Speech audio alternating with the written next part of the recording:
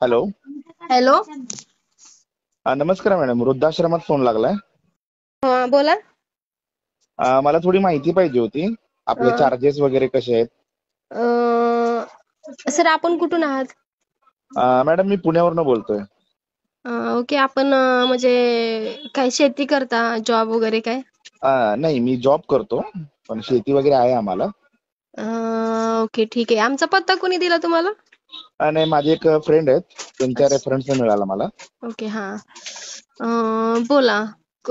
कोणाला म्हणजे घेऊन येणार आहात इकडे? नाही, माझ्या आईसाठी विचारत होतो मी. ते मग तिथे फॅसिलिटी वगैरे मला त्याबद्दल माहिती पाहिजे होती. म्हणजे सोय वगैरे कशी आहे तिथे आपल्या इथे? सर, तुमच्या घरामध्ये जी सोय आहे ना तशीच आमच्या इथे आहे. तुम्ही येऊन बघितलं तरी चालेल. नाही, थोडी बेसिक माहिती दिली तर बरं पडेल. म्हणजे म्हणजे कशाबद्दल माहिती पाहिजे? जेवणाबद्दल, राहण्याबद्दल, जेवणाबद्दल किंवा उठण्या राहण्याबद्दल कसं आहे तिथे?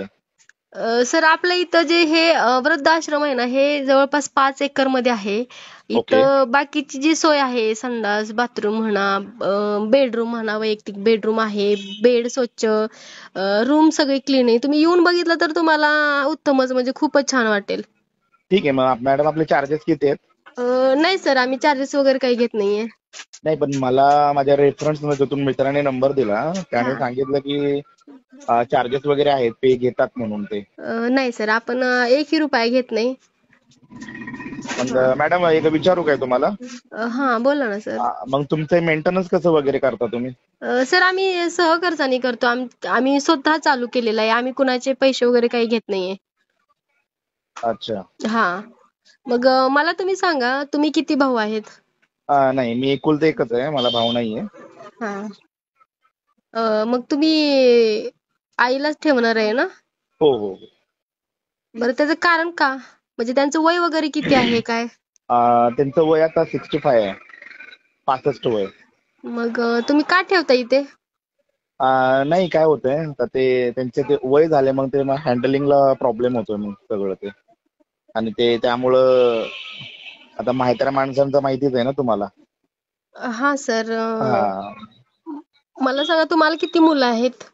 मला 2 मुलं आहेत मॅडम. ओके. आणि बायको? बायको एकच असते ना. ओके ठीक आहे. म्हणजे तुमचा फक्त तुम्ही फॅमिली म्हणजे 4 आणि तुमची आई 5 जण आहेत ना? हो हो हो. मग तुमचं स्वतःच फ्लॅट, घर, जागा काही आहे ना, आहे. स्वतःच आहे? आमचा 3 BHK चा फ्लॅट आहे. ओके. इथं धनकवडीमध्ये आहे. ओके. अच्छा ठीक आहे सर. आणि पूर्वी तुमची आई काय करायच्या, म्हणजे तुम्ही लहान असताना वगैरे? माझी आई शेतीच करत होती. मग तुम्ही लहान असताना तुमची आई शेती करायची आणि तुम्हाला काय पाळणा घरमध्ये ठेवलं होतं का? नाही नाही, आई मला सांभाळायची ना. आई कशी पाळणा घरात ठेवेल? ओके. म्हणजे तुम्ही लहान असताना तुमच्या आईने तुमचा सांभाळ केला. हो हो. म्हणजे तेव्हा तुम्ही आईला जड झाला नाही, म्हणजे तुम्हाला आता आई जड व्हायला लागली का? तसं नाहीये मॅडम, कसं आहे हा. आता आईचं वय झाल्यामुळं बायकोचं पण पटत नाही, मग त्यामुळं उगाच भांडणं होणं हा पण प्रकार होतोय. मग आणि जर एक मीही मिनिट बाहेर असतो कधी कधी. एक मिनिट हा बोला. ज्या आईने तुम्हाला रात्रंदिवस कष्ट करून, मेहनत करून लहानाचं मोठं केला, मोठ्या होऊन तुम्हाला एवढ्या मोठ्या सर्व्हिसला लावलं, आज तुम्ही एका म्हणजे बाईसाठी, बायकोसाठी तुम्ही आईला तुमच्या वृद्धाश्रममध्ये ठेवताय, जिने तुम्हाला 9 महिने पोटात ठेवून कबाड कष्ट केले. म्हणजे त्या कष्टाची तुम्हाला जरा पण जाणीव नाहीये का सर? नाही नाही मॅडम, तुम्ही बोलताय ते समजतंय मला. हा. मॅडम, तुमचे चार्जेस काय असेल ते पे करतो मी. नाही हवं नाही, तर आता चार्जेस वगैरे आता तुम्हाला नाहीये. फोन पे मारतो मी, काही नाही टेन्शन नाही, नाहीये. आम्ही पैसेच घेत नाहीये सर. फक्त मला तुम्हाला एवढं सांगायचं आहे, तुमचा 3 BHK फ्लॅट आहे, तुम्हाला 25 का 30 एकर म्हटला तेवढी शेती आहे. मग हे शेती जी आहे, तुम्ही स्वतःच्या कष्टातून शेती घेतलेली आहे का तुमच्या आई वडिलांनी घेतलेली शेती आहे? नाही नाही नाही, ते आई वडिलांच्या थ्रू आम्हाला आलेले आहे ते. म्हणजे शेती हे नोकरी सुद्धा तुमच्या आई वडिलांनीच लावली. शेती तुमच्या आई वडिलांचीच आहे. आणि तुम्ही बायकोसाठी तुमच्या आईला वृद्धाश्रम ठेवताय. जरा तुम्ही स्वतःला लाजा की थोडं तरी. मॅडम, तसा नाहीये प्रॉब्लेम. कसं आहे, हा. आता म्हाताऱ्या माणसाचं पण आहे ना थोडंसं हँडलचं बाबा, म्हणजे आम्हालाही थोडंसं फ्रीडम मिळत नाही. कुठे जायचं म्हणल्यावर होत नाही ना. मग मग आई असल्यामुळे आम्हाला कुठे जाता येत नाही. अहो त्या पूर्वीचा विचार करा ना, की ह्या वयात म्हणजे जेव्हा तुम्ही लहान होता तेव्हा माझ्या आईने माझ्यासाठी किती काही काही म्हणजे कष्ट उचलले असतील. आ तुम्ही तो विचार का करत नाही? अहो तुम्ही तर त्या लहान लेकर आणि म्हातारी माणसं हे एकाच म्हणजे मेंदूचे असतात, कळलं का? तुम्ही त्यांना उलट लहान लेकरासारखं जपायला पाहिजे. अहो आईचं महत्व तुम्हाला माहित आहे का? आणि तुम्ही आज बायकोसाठी आज तिला तुम्ही वृद्धाश्रममध्ये ठेवताय. जरा थोडं तरी लाजा. पूर्वीची माणसं बघा. हो हो हा मॅडम, बरोबर आहे तुमचं. हा मग आणि तुम्ही तुमच्या पैशाचा जोर दाखवताय का तुमचं पे करतो पण तिथं ठेवा. हे चुकीचं आहे सर. असं नाही तुम्ही बोलायला पाहिजे. एक वेळेस तुम्ही बायकोला दापा.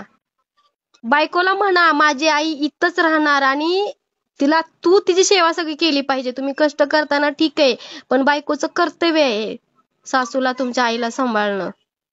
हा त्या आईच्या ठिकाणी तुम्ही बायकोला ठेवा बरं वृद्धाश्रम मध्ये. तिला कसं ठेवणार मॅडम? का? आईचा सांभाळ करा ना तुम्ही. अहो अहो ती तुमच्याकडे अहो एवढा अफाट अहो पैसा आहे मॅडम, तुमच्याकडे. मॅडम दुसऱ्याचं घर सोडून आले ना ती, असं कसं ठेवणार तिला? अहो तुम्ही तिनं दुसऱ्याचं घर सोडून आली म्हणून तुमच्या आईनं कष्टाने केलेलं एवढी मेहनत आज तुम्ही तिच्या हातात सोपवताय का?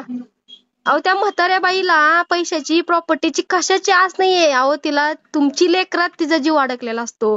तुम्हाला म्हणजे आपल्या स्वतःची मुलं म्हणजे त्या म्हाताऱ्या माणसालाच माहिती आहे ते अंतःकरणातून त्यांचं काय त्रास होत असेल ना. एक लेकापासून जर आई तुटत असेल त्या आईलाच त्रास माहिती असतो.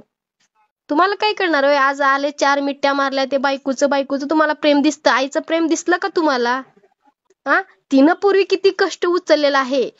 आज त्या आई बापांनी तुम्हाला जन्म दिला म्हणून तुम्ही हे दुनिया बघताय. हा विचार करा ना जरा तुम्ही. हे कायच तुम्हाला खूप होय लागलंय का जड? एखादी घरामध्ये बाई ठेवा ना नाही नाही धुणं कसं भांड्याला. आहे, बरोबर आहे, पण याने कसं होईल? आई पण बिना टेन्शनची आणि भांडणं बघणार नाही आणि बायको पण व्यवस्थित राहील हो, बाकी काही नाही. अहो हे सगळं माणसाच्या हातात असतं. घरातल्या बायकांना कसं ठेवायचं. कुठं मेंटॅलिटी आहे नुसता पैसा पैसा पैसा पैसा सगळं नाही हो सर. माणुसकी जपा माणुसकी. आणि माणसं सोडा, आपल्या आईला माणसं जपणं झाले ते विशेष वाटतं. एवढे पैसे तुमचे, एवढी शेती, एवढं घर तुमचे जाळायचेत का? त्या ठिकाणी घरात म्हातार माणूस असणं हे अहो तुम्हाला काय सांगायचं. ज्यांच्या घरात आई वडील नाहीत ना त्यांना जाऊन विचारा आई नसल्याचा काय त्रास होतोय त्यांना. आणि तुम्ही सरळ म्हणताय वृद्धाश्रम मध्ये ठेवायचे म्हणून. पटत नाहीये. आज त्या बायकोसाठी का? त्या बायकोनं तुम्हाला असं काय प्रेम दिलेलं आहे? मॅडम तुमचं बोलणं मी समजू शकतोय. तुमच्याकडे सगळ्या गोष्टी आहेत, तुम्हाला जड नाही येते आई. एक बरोबर काम आहे. करा, तुम्हाला जर वाटत असेल ना की नाही तुमच्या आईला ठेवायचंच आहे तर एक काम करा. जसं तुम्ही वृद्धाश्रम मध्ये आईला ठेवता ना तर त्यांच्या आई वडिलाची जे कष्ट कमाई आहे त्यांची घर शेती पैसा ते सगळं तुम्ही अनाथ आश्रमला दान करा. तसं कसं करणार का? मॅडम? मग त्यांनी कमावलेलं तुम्हाला पैसे प्रॉपर्टी ठेवायच्यात आणि तुम्हाला आई जड व्हायला लागले का? तुमचे चार्जेस देणारच ना आम्ही. आम्हाला दान नका करू. आम्हाला नका, आम्ही घेणार नाहीये. तुमचे डोळे फक्त आम्ही उघडतोय. आम्हाला दान नकोय. तुम्ही दुसऱ्या ठिकाणी दान करा जाऊन तिकडे. आम्ही तुमची आई सांभाळायला तयार आहे. पण तुम्हाला लाज वाटायला पाहिजे जरा तरी.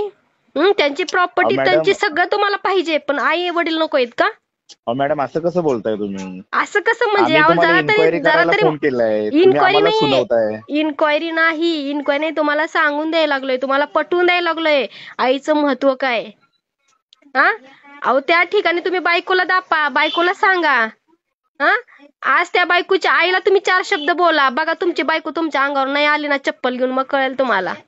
अहो ही त्या गोष्ट आईचा बरोबर विचार बोलला घ्या. तुम्ही. हे तुम्ही, मी ते सांगते, जाऊन जरा आईजवळ बसा.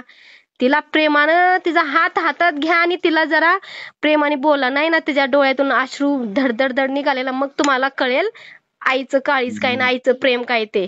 आणि मगच तुम्ही विचार करा अनाथ आश्रम मध्ये ठेवायचं की नाही ठेवायचं ते. आज ती पैशाला आणि तुमच्या प्रॉपर्टीसाठी ती जिवंत नाहीये. आज ते तुमच्या लेकरांच्या, तुमच्या आणि तुमच्या लेकरांच्या प्रेमापोटी ती जिवंत आहे. कळलं का? त्यांना फक्त प्रेम पाहिजे असतं. पैसा प्रॉपर्टी नाहीये बायको सारखं. कळलं का? बरोबर आहे मॅडम तुमचं. त्याच्यामुळे तुम्ही आईला जपा, आईला. नाही मॅडम तुम्ही बोलताय, बरोबर बोलताय तुम्ही. सॉरी, पण काय माझे खरं सांगतो मी, तुम्ही माझे तसे डोळे उघडले मॅडम.